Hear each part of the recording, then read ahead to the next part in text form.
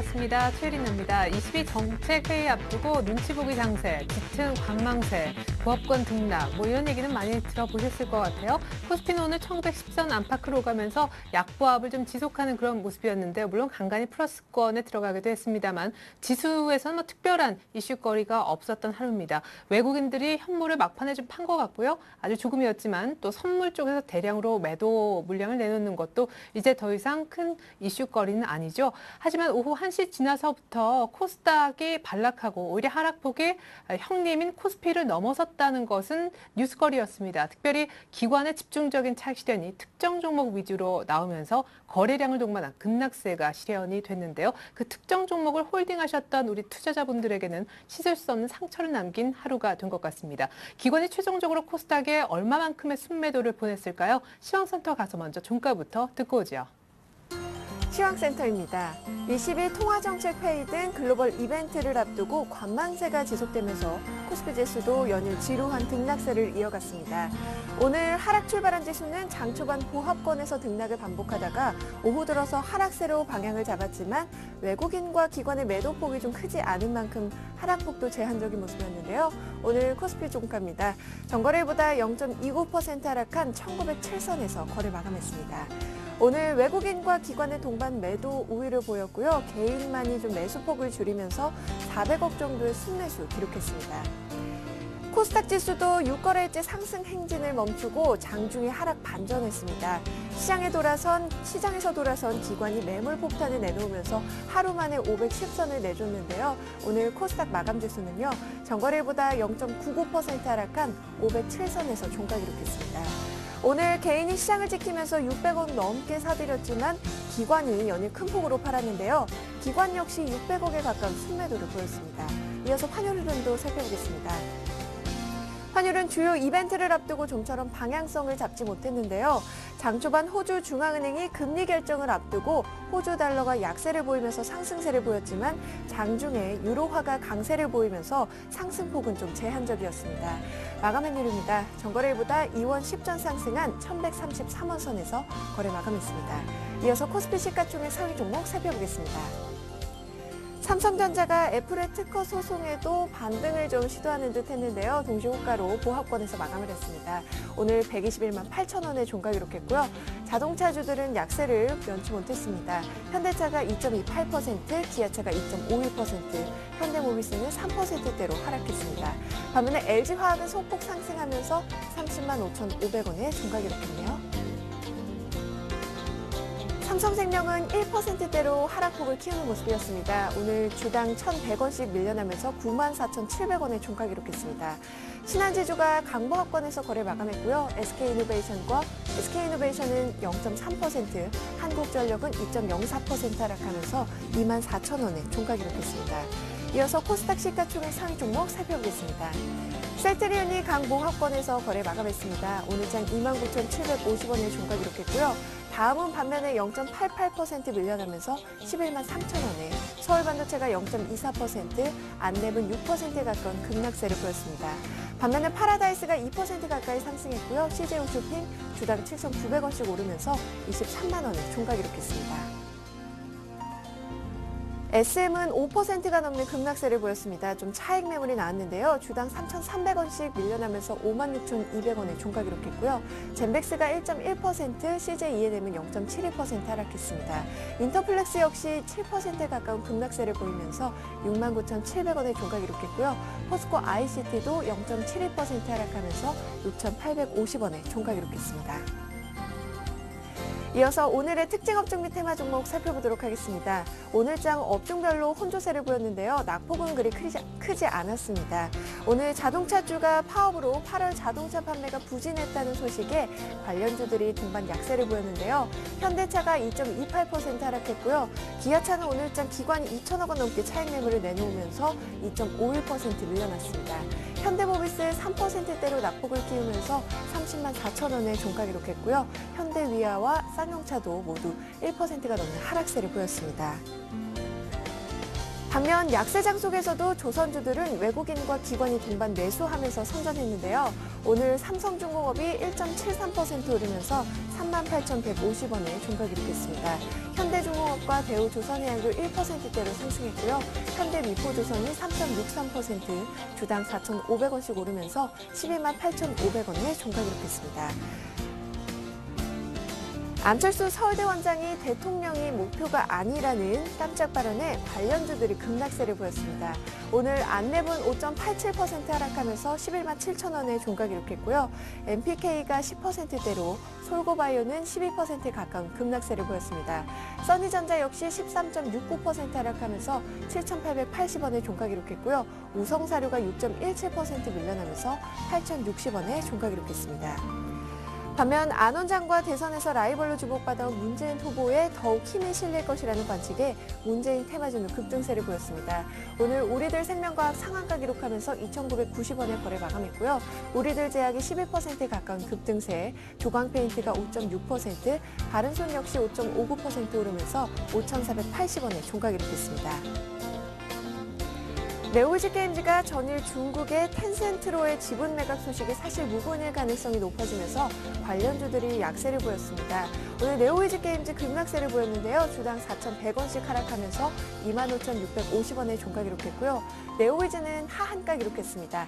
17,200원, 컴투스가 8% 넘는 급락세, 위메이드 역시 7% 가까이 떨어지면서 55,000원에 종가 기록했고요. 게임빌도 좀 5%가 넘게 하락하면서 10만 500원에 종가 기록했습니다. 중소형 화장품주가 기관의 차익 매물에 오늘장 큰 폭으로 조정을 받았습니다. 오늘 장 초반에 신고가를 경신했던 한국콜마와 코스맥스는 장중 반락하고 큰 폭으로 조정을 받았는데요. 한국콜마 5.2% 하락하면서 12,700원에 종가 기록했고요. 코스맥스 역시 37,100원에 종가 기록했습니다. 중저가 브랜드 미샤를 운영하는 에이블CNC도 나흘 만에 약세로 돌아섰죠. 오늘 주당 4,300원씩 하락하면서 75,200원에 종가 기록했고요. 한국화장품이 2.77%, 제닉이 2.55% 하락하면서 53,600원에 종가 기록했습니다. 스카이라이프가 가입자 증가 추세가 지속될 것이라는 전망에 오늘장 강세를 보였습니다. 오늘 스카이라이프는 4%대로 올라서면서 27,150원에 종가 기록했습니다. 지금까지 시황센터에서 김혜선이었습니다. 네, 외국인 오늘 선물 4천 계약 넘게 팔았네요. 코스닥에서 기관은 500억 넘게 순매도하면서 어제 350억 팔고 오늘 500억 더 판 것으로 집계가 됩니다. 자, 코스피는 1907, 코스닥은 507선 마감. 여의도 쪽 분석을 한번 들어보죠. 삼성증권으로 갑니다. 임수균 연구원님 안녕하세요. 네, 안녕하십니까? 네, 짙은 관망세까지는 좋았는데 코스피는 좀 빠졌다고는 하지만 코스닥이 닷새 이상 이제 오르지는 못했네요. 그죠?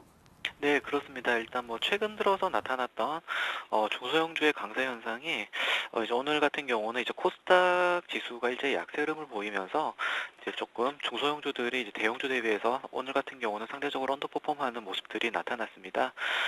뭐 이런 점들을 감안해 볼 때 시장 전체적으로는 여전히 뭐 대형주에서 뭐 중소형주 간 그리고 이제 경기 민감주와 이제 경기 방어주들 간의 이런 순환매 흐름들이 여전히 좀 지속되고 있는 국면이 아닌가 좀 이렇게 판단을 해볼 수가 있겠습니다. 일단 뭐 대형 이벤트를 앞두고 있는 상황이기 때문에 주요 수급 주체들의 눈치 보기 국면이 좀 지속되고 있는 상황이고요. 뭐 이런 가운데 지금 상당히 높아져 있는 프로그램 매도 압력이 이제 간간히 시장 수급 측면에서 좀 교란 요인으로 작용을 하고 있는 그런 모습들이 나타나고 있습니다. 일단 뭐 그 9월 6일 같은 경우는 12통화정책 회의가 잡혀 있고요. 또 이번 주말 같은 경우는 미국 고용 보고서가 발표돼 있는데 지금 이 미국 고용 보고서에서 나올 그 미국 고용 지표들이 미국의 추가 양적 완화에 대한 힌트를 좀 제시해 줄 수 있을 것으로 판단을 하고 있습니다. 그래서 이번 주 같은 경우는 이런 대형 이벤트들을 앞두고 있기 때문에 일단 뭐 이번 주 주간으로는 여전히 이벤트들을 확인하고 가자라는 심리가 강하게 나타나면서 좀 눈치 보기가 연장될 가능성이 높지 않을까 좀 이렇게 생각을 하고 있습니다. 예, 그러게요. 내일 된다고 해도 22 통화정책회의가 열리는 건 아니니까 또 이제 하루 남겨두고 눈치 보기 얘기를 또 할 것 같은데 만약에 내일까지 기관의 집중적인 매물이 코스닥에 더 나온다면은 코스닥은 추가적으로 더 큰 조정을 받을 수도 있는 겁니까? 예, 일단 뭐 중소형주들 같은 경우 최근에 좀 많이 올라왔던 부분들이 있기 때문에 좀 상대적으로 많이 올라왔던 부분만큼 좀 조정이 불가피할 수도 있습니다. 하지만 지금 뭐 시장 자체가 좀 무너지거나 수급이 뭐 결정적으로 악화되는 그런 국면들은 아니기 때문에 너무 우려하실 필요는 없겠습니다. 어, 전체적인 전략 측면에서는 여전히 뭐 중소형주에 대한 투자보다는 이제 대형주 쪽이 조금 더 수익률 측면에서는 안정성 측면에서 유리하다라는 생각을 유지를 하고 있는데요. 일반적으로 이제 중소형주들이 좋아지기 위해서는 경기라던가 기업 실적이 추세적으로 좋아지면서 이제 대형주를 중심으로 한 낙수 효과가 나타나야 되는데요. 지금 상황 같은 경우는 이렇게 중소형주로 이런 실적이라든지 이런 훈풍이 확산되는 그림이 아니라 어디까지나 좀 낙폭이 과대했던 측면에서 수급적 혜택을 받던 부분들이 많기 때문에 중소형주들이 추세적으로 강해지는 그림이다라고 생각을 하지는 않고요.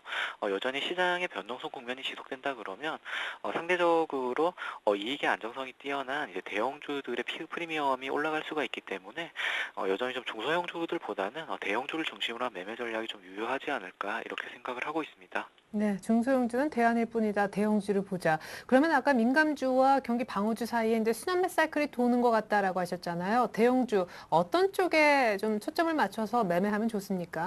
예, 일단 뭐 8월장 같은 경우를 8월 증시 같은 경우를 보게 되면은 이제 경기 방어주 성격에 가진 종목들이 이제 기관 매수세에 힘입어서 상대적으로 좀 아웃퍼폼하는 모습들이 나왔었는데요. 지금 같은 경우는 일단 업종별로 봤을 때는 이제 IT라던가 자동차, 화학, 정유 같은 주요 경기 민감주들의 수익률이 상대적으로 좀 부진한 흐름들을 보이고 있습니다. 따라서 이런 업종들이 상대적인 가격 매력도도 지금 다소 높아져 있는 상황이기 때문에 굳이 좀 트레이딩 대상을 선택을 하신다 그러면은 이런 주요 경기 민감주들을 이제 단기적 관점에서 좀 접근해보는 전략이 좀 더 유리하지 않을까 하는 생각을 가지고 있습니다. 네, 경기 민감 대형주 트레이딩 하자. 지금까지 삼성증권 투자전략팀 임수균 연구원과 함께했습니다. 말씀 잘 들었습니다. 네, 감사합니다. 네, 이어서 수급 분석 한번 종합적으로 들어보죠. 샘플러스 이상로 전문위원 이어서 만나보겠습니다. 안녕하세요. 네, 안녕하십니까. 오늘도 수고하셨습니다. 네, 자 이상로 전문위원님도 오늘 수급 분석하시느라 고생하셨을 것 같은데 외국인 선물 매도 그리고 코스닥에 이어진 기관의 매물 요거 분석은 꼭 들어야 될 것 같아요. 네, 맞습니다. 오늘 상당히 힘든 장이었습니다. 상당히 힘든 장이고요. 일단은 지금 분위기를 한번 살펴보는 게 가장 중요하겠다. 그렇게 먼저 말씀을 좀 드리겠고, 일단 결론적으로 좀 말씀을 드리면요. 코스피 같은 경우에 1907포인트로 지금 마감을 했죠. 그래서 0.2% 정도 빠지는 모습 나타냈고요.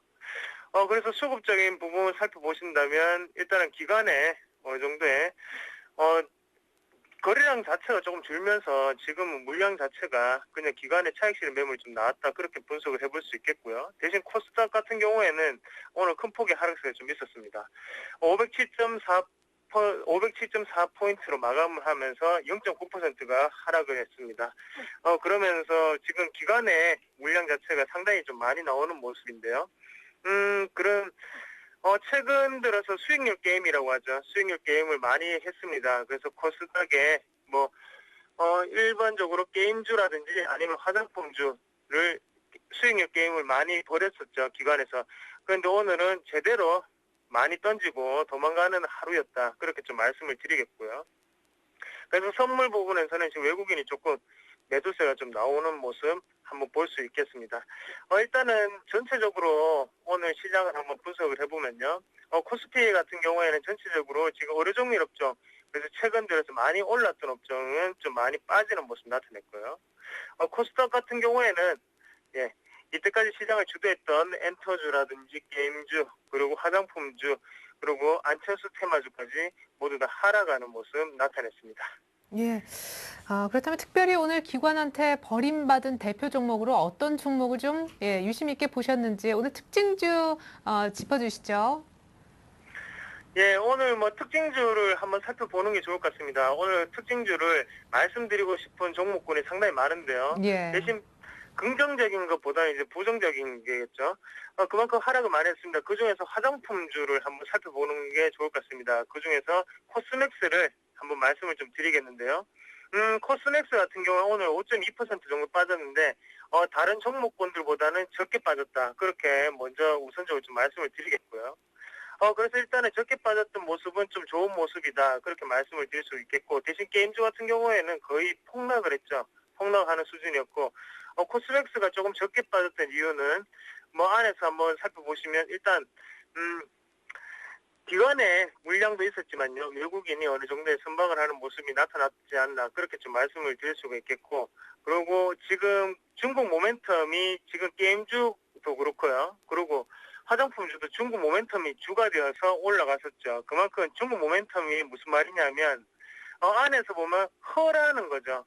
안에 실이는 없는 상태고 허의 모습으로 좀 많이 올라갔었는 게 아닌가 그렇게 좀 결론적으로 좀 말씀을 드리고 싶은데요. 그만큼 중국 경기가 상당히 안 좋습니다. 어제도 계속적으로 제조업 PMI 지수라든지 그런 부분 자체가 부정적으로 나타나면서 걱정을 좀 많이 했었는데 그런 모습이 오늘 제대로 좀 나타냈던 게 아닌가 그렇게 말씀을 드리고 싶고 그리고 오늘 만약에 손절을 하지 못하신 분들이 계시면 괜찮습니다. 괜찮고요.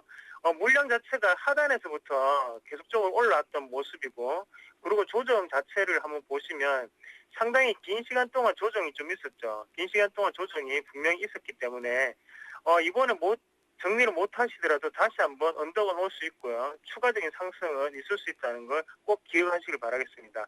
그래서 지금은 돈의 흐름 자체가 코스피 쪽으로 조금씩 넘어가는 흐름이 나타나기 때문에 거기서 투증권에서의 상당히 빠르게 돈을 이동하려는 모습이 나타났다고 생각을 합니다. 그래서 코스피 쪽으로 돈의 이동이 있는 모습이기 때문에 너무 급하게 좀 생각을 하지 말았으면 좋겠다. 그렇게 좀 말씀을 드리겠고요. 그리고 한 가지 종목을 더 살펴보시면요. 안철수 테마주를 좀 말씀을 드리겠습니다. 안철수 테마주 중에 대표적인 격이 뭐 안랩도 있겠고요. 그리고 MPK라는 종목도 있겠고요. 그래서 모두 다 보시면 상당히 큰 폭의 하락세를 좀 기록을 했습니다. 그리고 상대적으로 문재인 테마주가 상당히 큰 폭의 상승세를 있었고요. 그래서 일단은 정치인의 말 한마디 한마디에 울고 웃는 지금 테마주다. 그렇게 좀 말씀을 드리겠습니다. 그래서 뭐 아침에도 일단은 좀 말씀을 드렸었지만 그만큼 위험한 플레이를 우리는 계속적으로 하고 있는 것 아닌가. 그렇게 좀 말씀을 드리고 싶고 그래서 뭐 방송 중에 이런 말씀 드려도 될지 모르겠습니다만 정치인이 나를 먹여 살리는 건 아니죠. 정치인이 나를 먹여 살리는 거 아니고요. 주식을 하기 위해서는 자기가 스스로 공부를 좀 해야 되고 그리고 서울경제TV를 봐야지 수익이 날 수 있습니다. 그 부분을 조금 명심을 하시고 다시 한번 TV를 좀 더 제대로 소리를 볼륨을 좀 키시고 청취를 하시는 게 더 좋은 방법이다. 그렇게 말씀을 좀 드리겠습니다. 예. 특별히 앞서 얘기해 주셨던 코스맥스 오늘 좀 불안해할 거 없이 좀 기다리면 다시 올라올 수 있다. 희망도 주신 것 같은데요. 내일장 이 종목은 수익 낼 것 같다. 한 종목만 미리 좀 알려주십시오. 뭐 일단 오늘 대부분 다 낙폭이 컸으니까요. 코스닥 같은 경우에는 약간의 기술적 반등은 있을 수 있다고 먼저 말씀을 드리겠고요. 네. 그리고 오늘 만약에 한 종목 좀 말씀을 드린다면 저는 비옥스 종목을 말씀을 좀 드리겠습니다. 저도 일단은 지금 이거를 보유하고 있는 상태인데요. 오늘 5%가 빠져서 저도 솔직히 좀 당황을 좀 했습니다. 당황을 했고요. 지금 같은 경우에는 비옥스 같은 경우에도 전고점 부근까지 올라왔는 상태로 해서 오늘 돌파를 14,800원을 돌파를 못하고 다시 지금 내려오는 모습이었는데요. 그만큼 지금은 수급 자체가 상당히 큰 영향을 미치고 있다고 말씀을 드릴게요. 우리가 흔히들 보시다시피 투신권의 매수세가 상당히 길게 돌았었습니다. 하지만 오늘 대부분의 종목군 그래서 게임주라든지 아니면 화장품주로 보시면 투신권의 매도가 상당히 크게 작용을 했죠. 하지만 오늘 비옥스 같은 경우에는 투신권도 오늘 사는 모습 나타냈다. 그래서 내일 좀 더 기관에서 샀기 때문에 좀 더 큰 반등이 올 수 있지 않겠나 그렇게 좀 말씀을 드리고 싶겠고요. 그리고 제가 갭을 항상 중요시 좀 여기는데 앞에 갭이 있었는데요. 그 부분 자체로 오늘 어느 정도는 또 다시 갭 자체를 메꾸는 모습이 나타났기 때문에 내일은 추가적으로 상승할 수 있는 원동력이 되지 않겠나 그렇게 말씀을 드리고 싶습니다. 그리고 밑에 거래량도 상당히 좀 많이 올라왔는 모습 그래서 긍정적으로 조금 바라볼 수 있지 않나 그렇게 좀 말씀을 드리고 싶고요. 그리고 가장 중요한 건 일단은 실적적인 문제죠. 실적이 어닝 실적이 발생했기 때문에 그런 부분 자체가 주가를 올리는 중심 모멘텀이 되지 않나 그렇게 좀 말씀을 드리고 싶습니다. 예. 근데 뭐 주봉상 약간 중요한 레벨에서 밀린 것도 같고, 물론 이제 타이밍이 그랬는데요. 거래도 오늘 좀 많이 실리면서 크게 밀려서 이 부분 괜찮을지, 내일 괜찮다면 얼마에 사면 좋습니까? 가격 얘기까지 한꺼번에 좀 들려주세요. 예, 일단은 주봉상의 그 세리나 앵커님이 말씀하신 것처럼 지금 같은 경우 전고점 부근이죠. 전고점 부근에서 밀렸기 때문에 이 지점을 뚫기에는 실적이 부족하거나 아니면 수급적인 부분이 부족하다는 생각을 하실 수 있겠는데요.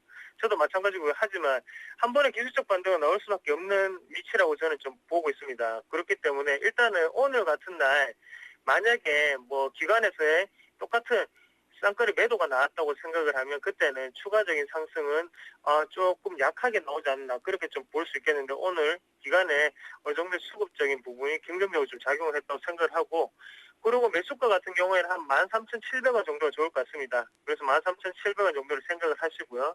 그리고 손절가 같은 경우에는 13,000원 그리고 목표가 같은 경우에는 15,000원까지 한번 이번에 좀 돌파를 하게 되면 좀 길게 갈 수 있는 그런 롱런의 찬스다. 그렇게 좀 말씀을 드리고 싶습니다. 네, 오늘 낙폭 과대했지만 기관은 산 종목, 기술적 반등을 기대한다. 뷰웍스가 내일장 관심주였습니다. 전반적인 앞선 수급 분석까지 감사합니다. 샘플러스 이상로 전문위원 도움 말씀 들어봤습니다. 고맙습니다.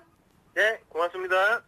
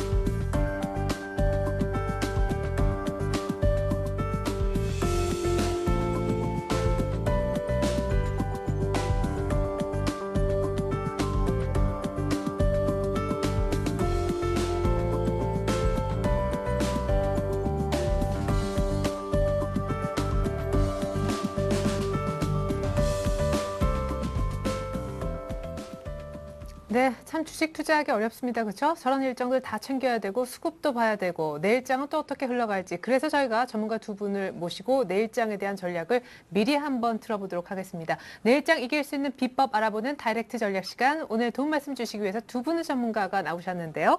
IM투자증권 압구정 지점의 주대영 대리님 그리고 HMC 투자증권 잠실 지점의 김관수 과장님 모셔보겠습니다. 안녕하세요. 안녕하세요.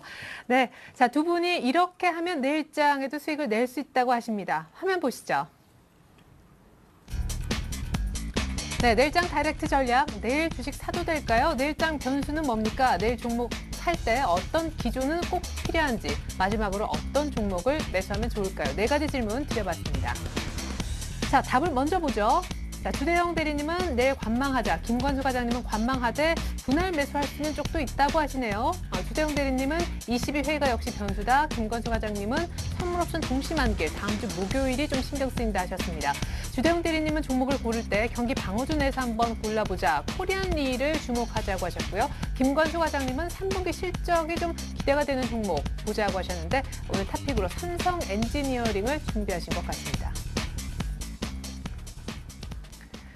네, 뭐 종목까지 해답을 먼저 들으니까 좀 속이 시원하시죠? 하나하나 왜 그런 답을 주셨는지 지금부터는 이유를 낱낱이 들어보도록 하겠습니다. 먼저 주대영 대리님, 내일장 관망 자세를 유지하자. 왜죠? 네, 지난주하고 저는 뷰가 똑같은데요. 지금 일단 중심선이 1900선이죠. 1900선에서 빠르게 리바운딩이 들어오면서 시장을 좀 안정판 역할을 해주고 있다고 볼 수 있습니다. 그런데 금일 같은 경우는 약 한 5포인트 정도 밀렸는데요. 현대차 3인방이 뭐 하락을 좀 이끌었다고 좀 말씀을 드릴 수 있습니다. 한 3%대 정도 하락을 했으니까요. 다른 종목군들보다는 오히려 금일 5포인트 빠진 거지만 체감 지수로 놓고 볼 때 IT하고 이제 전차 군단 쪽에서 그러니까 자동차 쪽이죠. 실적이 좀 담보됐다고 그동안 말했던 그 자동차 쪽에서 조금 밀림이 나왔습니다. 그렇기 때문에 금일 같은 경우는 이제 삼성전자는 계속적으로 뭐 뜨거운 감자죠. 애플과의 소송전 때문에 일희일비할 수 있기 때문에 올라가면 팔고 내려가면 사는 그런 전략을 좀 말씀을 드렸었는데요. 지금 뭐 한 61선에서 조금 맞고 있는 흐름입니다. 그래서 오히려 1900선에서 변동성이 좀 줄지 않나라고 시장을 보고 있으니까 전 좀 보수적인 접근 전략 유효해 보인다고 보고 있고요. 한 1880 정도 가면 어느 정도 물량을 담아서 한 1900 이상에서 또 한번 팔아보고 이런 단기적인 전략이 유효하다고 보기 때문에요. 일단 관망의 상태는 저는 유지한다고 보고 있고요. 1차적으로 봤을 때 1900선 위에서 외인들이 한 4조 원 이상 현물 쇼핑을 했습니다. 한 2주 동안 벌어진 일인데요. 지금 1900선이 만약에 이탈한다면 그들의 해지 물량 때문에 가속화될 수도 있지 않을까라고 보고 있는데요. 그게 또 그렇게 볼 수밖에 없는 이유가 61선이죠. 수급선인 61선이 한 1870선 정도에 포진되어 있기 때문에요. 1870선까지도 어느 정도는 열어놓는 전략이기 때문에 1900을 중심으로 해서 저는 밴드 하단은 1870선이고요. 밴드 상단은 1930선 정도 제시해 드리도록 하겠습니다. 네, 뭐 1800 한 7, 80선까지 밀리면 뭐 사는 건 모르겠지만 한 1900선 어정쩡할 때는 그냥 지켜보자. 관망 때문에 이제 그런 얘기를 하셨던 것 같습니다. 자, 김관수 과장님도 관망. 제가 이제 지난주에는 없었지만 2주 전 또 그 전에도 계속 관망 얘기를 하셨는데 분할 매수도 동시에 얘기하시는 게 좀 차이점이네요. 네, 일단은 뭐 3분기 실적이 기대되는 종목에 한해서는 저점에서의 추가 매수도 가능해 보이는 구간으로 좀 보여지고요. 네. 단지 이제 정책 기대감만으로는 지수를 끌어올리는 데는 이제 어느 정도 한계가 있다는 걸 여실히 보여주는 장이 연출되고 있다고 좀 보여집니다. 특히 뭐 유럽의 정책 기대감에 의해서 그동안 장이 좀 많이 이끌어지고 또 미국과 중국발 경기 모멘텀에 또 의지를 하는 장이 연출이 됐었는데요. 이러한 것들이 이제 어느 정도 좀 약발이 떨어졌다는 말이 맞는 건지 이제 뭐 장에서 크게 변동성보다는 이제 눈치 보는 장이 연출되고 있습니다. 특히 뭐 유럽 쪽의 정책 기대감이 호재로 작용하고 또 오히려 악재로 작용하고 이제 뭐 변동성이 좀 많이 커지고 있는데요. 드라기 총리가 그 3년 이내 뭐 유로존의 그 국채를 매입을 강력하게 좀 추진을 해보겠다는 말이 또 한편으로는 긍정적으로 또 받아들여지다가도 또 그 다음 날은 또 이제 악재로 뭐 이렇게 립 서비스 정도 수준 아니냐 하면서 이제 악재로 작용하는 것이 좀 문제인 것 같습니다. 특히 뭐 무디스에서 최근에 그 EU의 신용등급 전망을 안정해서 이제 뭐 부정적으로 좀 하향 조정을 한 것도 조금 눈에 띄고요. 스페인의 지방 정부가 또 중앙 정부에 또 그 구제 금융을 또 요청을 했다는 부분이 유럽발에서는 대부분 좀 악재 뉴스가 좀 많이 포착이 되고 있습니다. 그래서 이러한 변동성 내에서 이제 뭐 기대할 수 있는 것이라고는 그 ECB가 이제 과연 독일 헌법재판소에서 합헌 결정이 나오면서 좀 어느 정도 자기 역할을 해줄 수 있는 그 권한을 좀 지어주느냐, 그 전에 드라기 총재가 어느 정도 그 구제 방안을 구체화할 수 있느냐, 이제 이게 유럽 쪽에서의 관건이 될 것 같고요. 미국 쪽에서는 역시나 뭐 그 FOMC에서 그 QE3가 당장 뭐 누누이 말씀드렸지만 당장 시행은 되지 않더라도 어느 정도 좀 구체화되는 과정이 이제 나와주는 게 어느 정도 좀 필요해 보이다고 보이고요. 현재 장은 뭐 9월 달은 정책 이슈에 의해서 많이 흔들릴 것이다라고 예상을 했는데 다음 주에 당장에 있을 이제 그 옵션 만기일에도 다소간의 좀 변동성이 그동안에 잠잠히 넘어왔던 만기일들을 조금 좀 불안하게 하는 요인이 좀 될 걸로 보여지고요. 그동안 유동성 장세가 연출됐다고 하면 이 다음에는 3분기 실적이 과연 얼마나 지금 잘 나와줄 수 있느냐도 사실은 조금 의문이긴 하지만 그 3분기 실적 장세가 어느 정도 주가 차별화에 영향을 좀 미칠 거라고 좀 보여집니다. 그래서 지수 조정은 어느 정도의 저가 매수의 기회가 될 수도 있으니까 이런 점 체크하시면서 대응하시면 될 것 같습니다. 예, 좋습니다. 자, 그렇다면은 이번에는 이제 변수를 좀 살펴보죠. 내일장에 대한 변수로 우리 주대영 대리님은 역시 22 통화정책 회의라고 하셨습니다.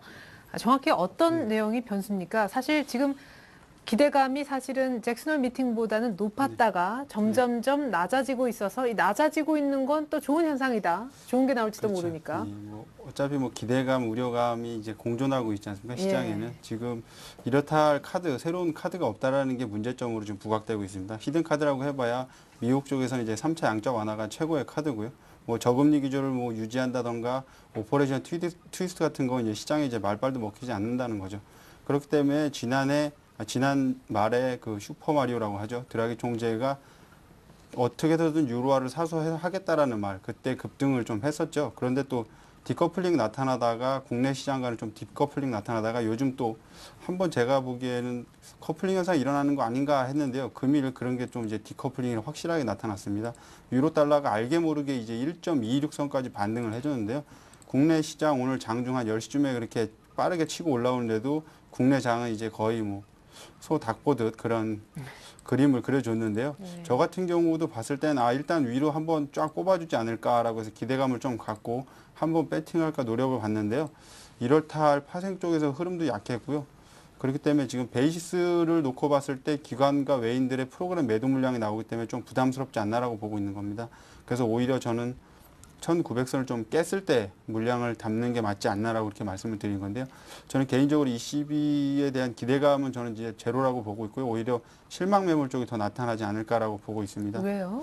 일단 G2죠. 중국 쪽이 지금 2100선, 상해 지수가 2100선 밑에서 계속 빠지고 있기 때문에요. 뭐 독일 메르켈 총리 중국 방문도 했었죠. 그래서 네. SOS를 치고 했는데요. 지금 중국 쪽이 내수 쪽으로 완전히 전향을 했기 때문에 10월이죠. 뭐 시진핑 국가주석 이제 정권 교체기라고 할 수 있는데요. 그 전까지는 유럽 쪽이 이제 기댈 수 있는 카드가 저는 전혀 없다라고 보고 있고요. 오히려 유료 달러가 1.26까지 올라오면서 다시금 달러가 이제 강세에서 좀 약세로 돌아서면 또 미국의 재정 적자 문제도 또 얘기가 나올 겁니다. 그러면서 또 이제 히든 카드 들고 있는 히든 카드죠. 3차 양적 완화에 대한 립 서비스만 계속 할 거기 때문에 ECB에서도 더 이상 나올 카드는 저는 없다라고 보고 있고요.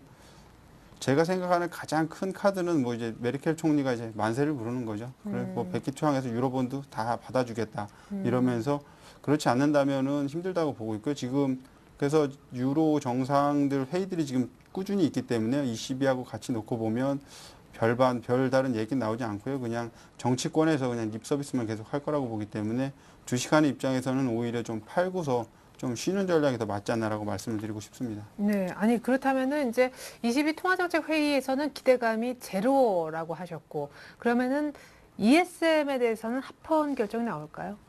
지금 법원 쪽에서는 일단 합헌 쪽으로 가닥은 잡고 있다고 지금 보고 있는데요. 네. 그게 지금 시장에 미치는 영향은 저는 어차피 유로본드가 더 중요하다고 보고 있거든요. ESM보다는. 네. ESM하고 ESFS하고 지금 뭐 서로 간에 지금 계속 물량을 늘리기 위해서 이제 그 또 다른 양적 완화죠. 어차피 윤정기를 돌려서 돈을 찍어내는 건 같은 행동인데 네. 어디서 더 많이 찍어내느냐 그리고 어느 부분에 유로본드냐 ESM이냐 독일이 어느 정도 지급 보증 의무를 지고 있느냐 네. 그게 전 카드라고 보기 때문에 지금 사실상 한 30% 정도는 메르켈 총리도 양보할 거라고 보는데 저는 한 50% 이상 지급 보증하겠다는 말이 나오면 그때 시장이 활짝 기지개를 켜지 않을까라고 개인적으로 보고 있기 때문에 30% 수준에서 만약에 유로본드에 대해서 지급 보증을 하겠다라고 메르켈 총리가 선언한다면 뭐 자국민들한테 좀 표는 떨어지더라도 유로존에선 환영을 받고 증시에서는 좀 크게 환영을 받는다고 보니까요. 그 이상의 히든카드가 저도 좀 나오기를 기대하고 있습니다. 네, 결국 메르켈의 어떤 전향적인 양보가 있어야 시장은 간다. 일단은 지금은 좀 쉬자. 아주 확실하게 시원하게 지수가 빠지지 않는 이상 이런 얘기를 들어봤습니다. 반면에 김관수 과장님은 다음 주를 걱정해 주셨습니다. 동시만기를 변수로. 네, 일단 그 프로그램 매매가 조금 걱정되는 부분이 있는데요. 네. 지난 3월, 5월 달에 그 프로그램 매매 청산으로 주가가 급락하는 경우가 한 번 있었습니다. 그 비슷한 경우가 이번 주에 이번에 오는 그 만기일에 좀 연출이 되지 않을까 하는 조금 걱정이 있고요. 일단은 지금 베이시스가 빠르게 축소되면서 외국인이라든지 이런 기관의 청산 물량 가능성이 조금 좀 높아지는 상황입니다. 현재 뭐 최근에 그 지자체에서 좀 차익 매도로 하락하는 반면에 외국인이 약간의 매수를 해주면서 주가를 좀 떠받쳤었는데요. 지금 현재 지난달까지 외국인의 그 3조 원이 넘는 그 차익 매수가 이번 만기 때 그 물량 부담으로 조금 나오지 않을까 하는 좀 걱정이 있고요. 9월 달에는 아무래도 뭐 앞서 말씀드렸던 여러 가지 정책 리스크들이 좀 상재해 있는데 정책 이벤트들이 상재해 있는데요. 네. 뭐 6일 날 있을 ECB의 통화정책 회의라든지 7일에 있을 8월 미국 고용 동향 이런 것들을 좀 관심 있게 체크를 하셔야 될 것 같고요. 12일 날 독일의 그 ESM의 그 위헌 판결 여부가 이제 12일 날 나오게 될 것이고 13일 날 그 FOMC 회의가 이제 있게 됩니다. 그래서 이런 지금 정책 이벤트들이 줄줄이 지금 연이어 있기 때문에 그 만기일과 그 변동성을 좀 더 키워갈 수 있는 좀 요소로 좀 작용할 것으로 예상이 되기 때문에 이런 변동성들을 조금 그 예상을 하시고 좀 지수에 대응을 하셔야 될 걸로 보여지고요. 이미 그 종합지수 차트로 지금 잠깐 보시겠는데요. 지금 주봉 차트입니다. 전에 제가 조금 짚어드렸던 부분이 지금 최근 들어서 지금 원으로 그려놓은 이 두 부분에서 지금 하락 바닥을 확인을 하면서 좀 더 그 윗방향으로 변동성을 좀 키워갈 수 있는 구간대라고 좀 설명을 드렸는데 이유는 1900선을 조금 지지하는 모양새가 좀 나와준다고 하면은 다소간의 뭐 시간이 걸릴 수는 있어도 지수 자체만 놓고 보면 그 우상향 하면서 조금 2000선을 좀 회복할 수 있는 구간대에 사실은 진입은 해 있습니다. 근데 이번 달 그리고 다음 주에 있을 그런 변수들만 잘 고비만 넘겨준다고 하면 지수는 뭐 2000선대 회복은 좀 가능한 구간대로 좀 보여지고요. 특히 삼성전자가 최근 주가가 급락을 좀 많이 빠졌다가 어느 정도 지금 횡보하는 구간대가 좀 연출이 되고 있습니다. 그리고 오늘까지 최근 들어서 그 경기 방어주 성격의 게임주라든지 화장품주 그리고 뭐 그 카지노주라든지 이런 종목들이 지금 많이 시세를 분출하면서 많은 그 상승률을 보여주었는데요. 오늘 조금 눌림목이 발생하면서 좀 주가 조정이 지금 보여지고 있습니다. 이게 과연 이제 그 만기를 앞두고 어느 정도 그 손바뀜이 일어나는 것인지 혹은 뭐 지수 쪽으로 다시 가닥을 시총 우량주 쪽으로 가닥을 잡는 것인지에 대해서 관심 있게 좀 체크를 좀 하셔야 될 부분으로 좀 보여집니다. 예, 좋습니다. 이제 그 얘기를 좀 해보죠. 종목 선정 기준.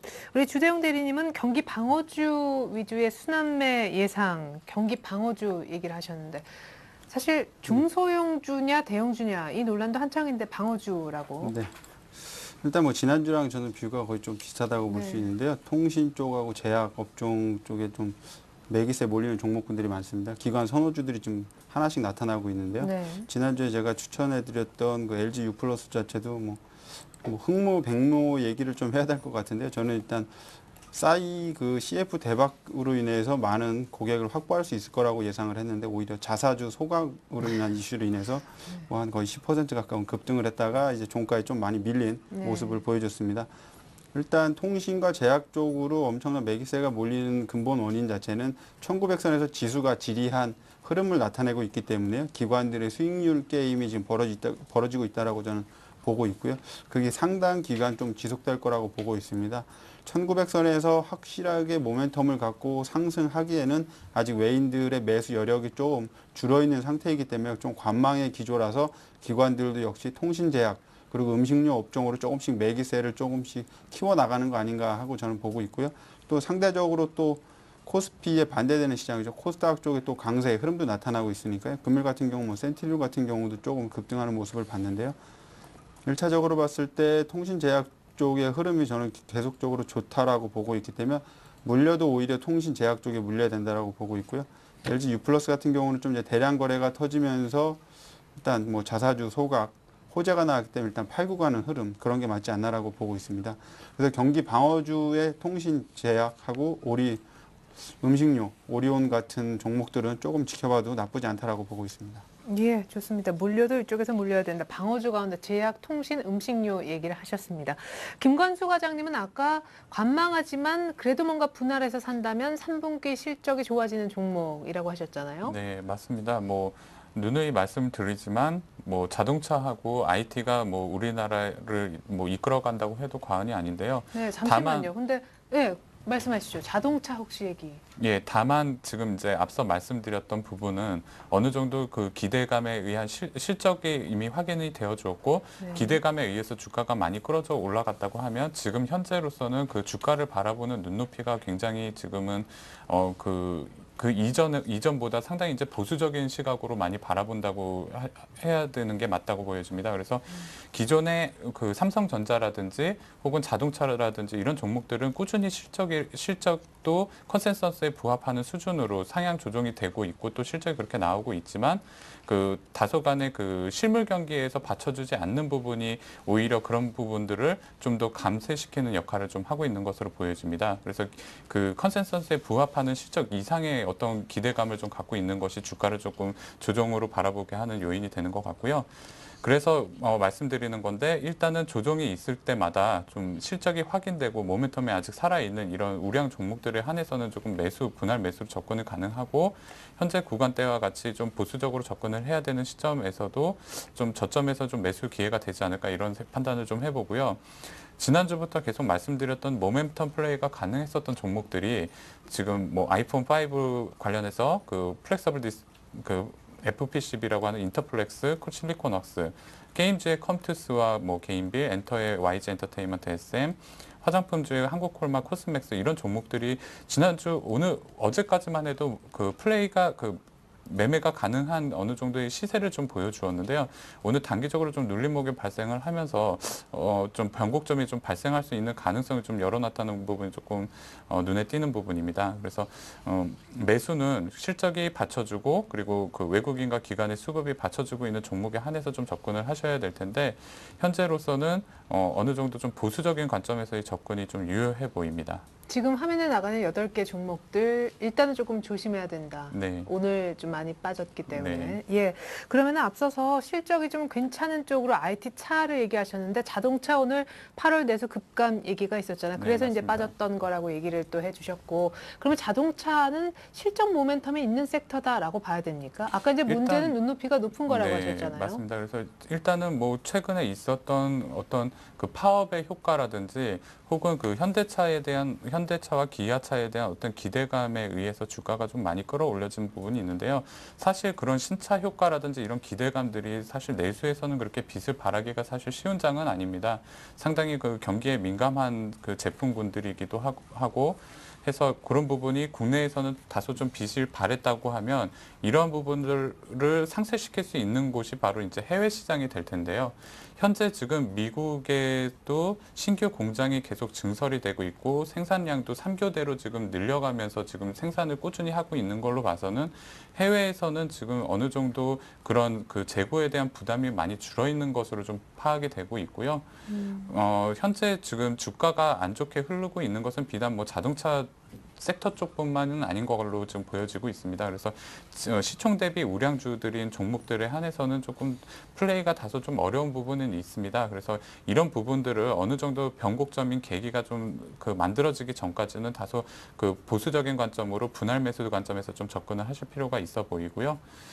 앞서 말씀드렸던 모멘텀 플레이가 가능한 종목들은 사실 오늘 조금 눌림목이 강하게 들어왔기 때문에 어느 정도 바닥이 확인되는 눌림목까지는 좀 대기를 하셨다가 거기서 반등이 나올 때 기술적 매매를 통해서 좀 수익을 내실 수 가능하니까 그런 플레이를 좀 부탁드립니다. 네, 좋습니다. 이제 뭘 살까요? 종목을 들어보겠습니다. 시간 관계상 좀 빠르게 확인해야 될 것 같은데 주대영 대리님 코리안 리라고요? 네, 코리안리를 들고 나왔는데요. 일단 뭐 간단하게 설명드리면 보험 쪽에 있는 한국은행이라고 생각하시면 될 것 같습니다. 시중 보험사들의 재보험을 들어주는 거죠. 그러니까 리스크를 떠안는 행동을 하는 그런 재보험하는 판매를 하는 업체입니다. 실적이 좀 안정적이고요. 기관의 매수세로 인해서 60일선 위에서 조금씩 치고 올라오는 모습이 그동안 있었던 낙폭에 대한 되돌림 구간이라고 좀 보고 있기 때문에 좀 긍정적으로 보고 있습니다. 차트 보면서 짧게 좀 말씀을 드리면요. 일단 61선을 지금 계속 헤딩하고 있다가 돌파하면서 어느 정도 양봉의 그림을 그려주고 있습니다. 여기에 이제 기관들이 한 4거래일째 계속적으로 매수를 해주고 있기 때문에 수급이 안정적인 국면에 있다라고 보고 있고요.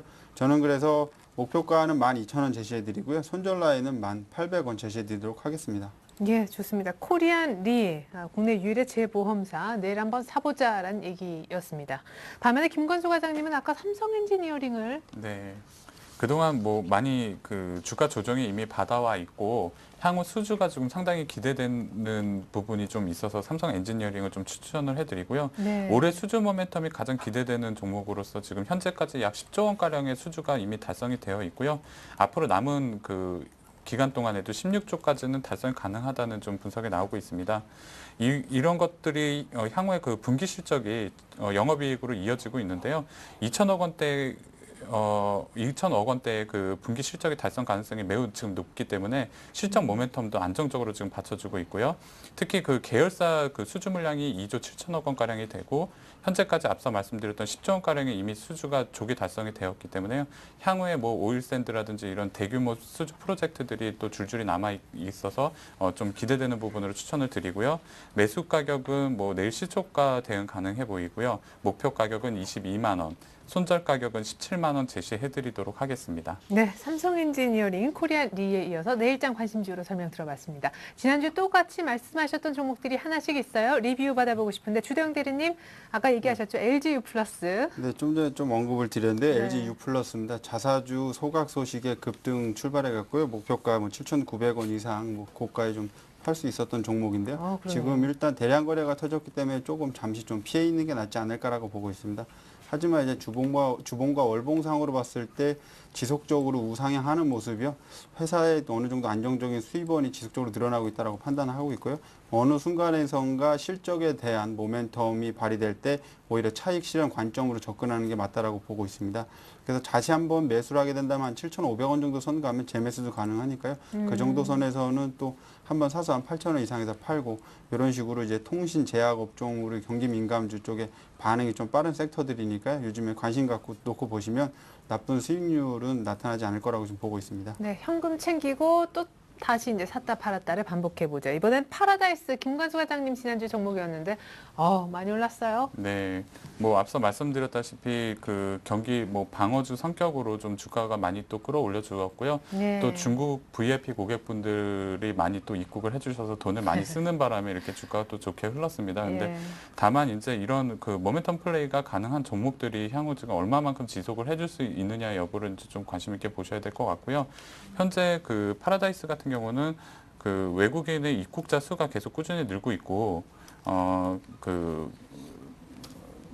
주가가 여전히 견조하게 지금 받쳐주고 있기 때문에 수급에서 외국인이나 기관들이 매수가 어느 정도 지금 받쳐주고 있는지 여부를 조금 체크하면서 대응하실 필요가 있고요.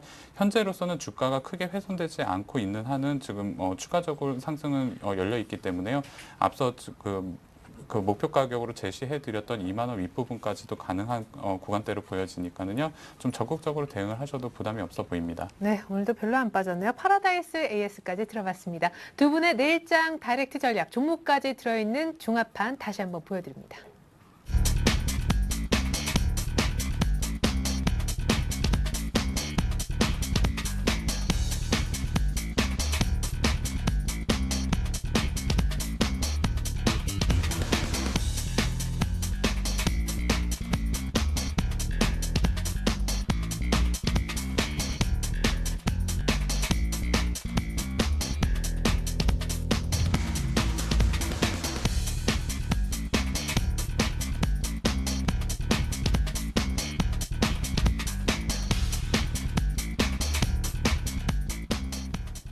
네, 이렇게 내일장 도움 말씀 주셨던 두 분과는 인사 나누겠습니다. 감사합니다.